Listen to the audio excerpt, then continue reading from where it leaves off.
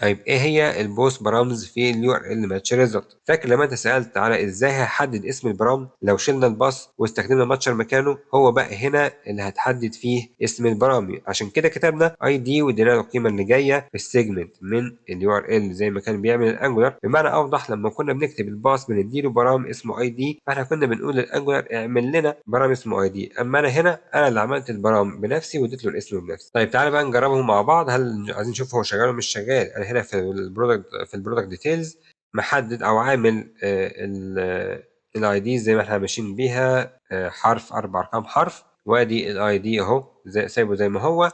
وتعالى نجرب هل هيشتغل معانا ولا لا. ولو انت كمان عايز تتاكد فعليا ان اليو ار ال طوله 1، تعالى نكتب هنا مثلا كده، حط كونسول دوت لوج يو ار ال عشان ايه تبقى انت متاكد ان احنا شغالين فيه ده صح ولا غلط. وتعالى نشوف مع بعض. لو انا جيت هنا كتبت او دوست على برودكت، بعد كده مثلا عملت فيو، جابها شغالة عادي جدا.